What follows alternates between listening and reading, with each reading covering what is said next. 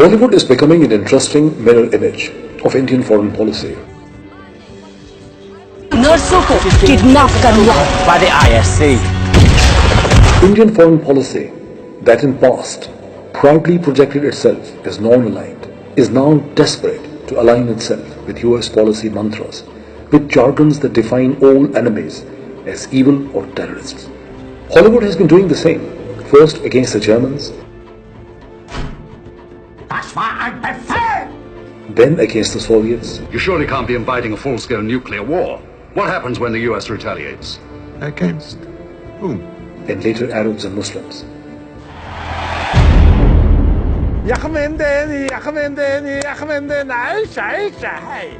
Casting them as evil or idiots and buffoons.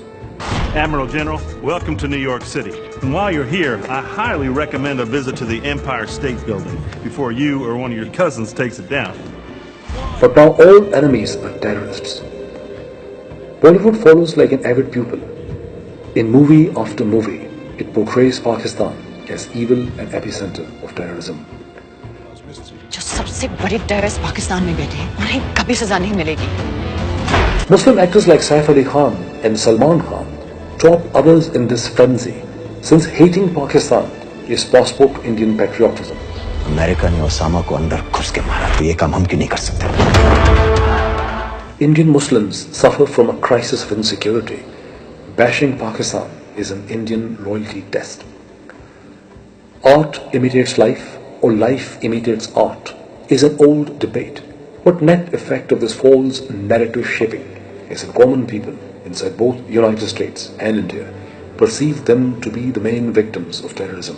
Alliance with India against Pakistan is in the interest of the United States. We define terrorist organizations, they hold them in reserve so that if Afghanistan leans towards India, they will no longer be supportive of an idea of a stable and secure Afghanistan that could undermine Pakistan interests.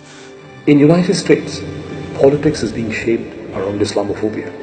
In India, home to 15% Muslims, it has led to hatred against Islam. Hindutva fanatics see Muslims and their beliefs as threat to India.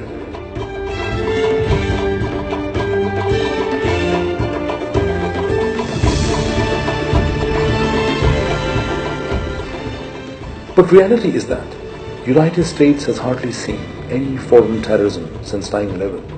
Homegrown psychopaths like Stephen Paddock in Las Vegas,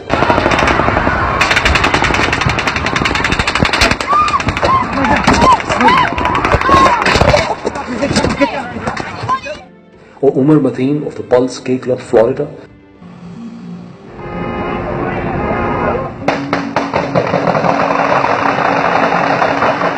We see no indication that this was a plot directed from outside the United States, and we see no indication that he was part of any kind of network.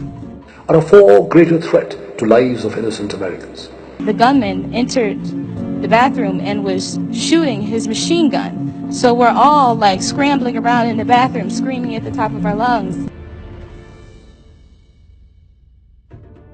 And India, where common man sees himself as victim of terrorism thanks to Bollywood and media, is in reality least affected by violence that has destroyed lives across the region. I will tell the Pakistanis about the 4 holy men they are keeping. Holy man number 1 Osama bin Laden, holy man number 2 Hafiz Saeed, holy man number 3 Maulana Masood Azhar, holy man number 4 Dawood Ibrahim, holy man number 5 Zakir Rahman Lakwi.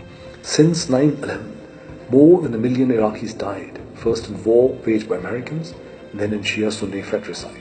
But most analysts are now convinced that playing with Shia-Sunni fault lines was part of the script to shape new Middle East. Millions have died in Iraq and Syria. No one has thought it important to count hundreds and thousands that perished in wars in Afghanistan and Libya. And what about the millions that lost their homes, children and even identity? Muslim immigrants losing their lives, self-respect and sanity at the shores of Mediterranean and streets of Europe. Almost 8,000 uniformed soldiers and 100,000 Pakistanis have died as victims of terrorism in wars in Fatah, Swat, Balochistan and street fighting in Karachi since America's 9/11. But mastermind of Karachi gang warfare still lives free in London. In 21st century Britain, proud James Bond, MI5, MI6 and Scotland Yard could not prosecute Altaf Hussain. Yet Bollywood movies make common Indians feel as victims.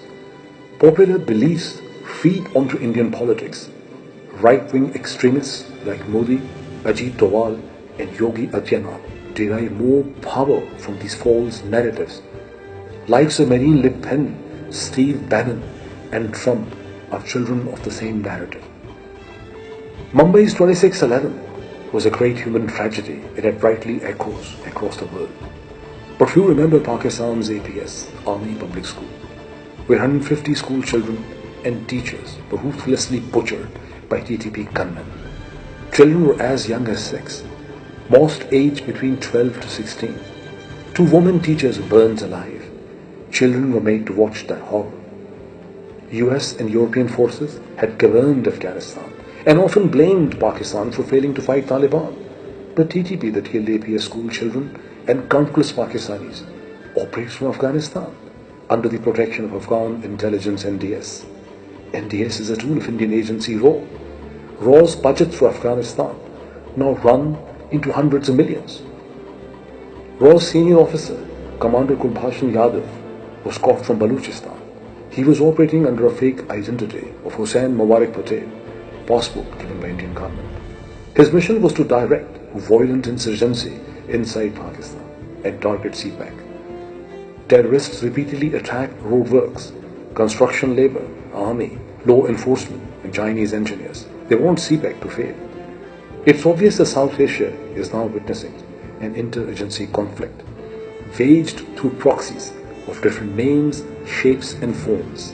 Western and Indian publics, intellectuals and academia will have to address double standards of their governments and media. Unless they do so, this region will continue to burn. India and Pakistan are fast becoming an Arab-Israeli conflict. Time to wake up from false narratives of Hollywood and its pupil, Bollywood. Sajid Mir, Sabahuddin Umri, most wanted terrorist list में इसका नाम है। इस आदमी को हमारे सिर्फ एक एजेंट ने देखा है, नवाज मिस्त्री, जो सबसे बड़ी टेररिस्ट पाकिस्तान में बैठे हैं, उन्हें कभी सजा नहीं मिलेगी। अमेरिका ने ओसामा को अंदर घुस के मारा था, तो ये काम हम क्यों नहीं कर सकते?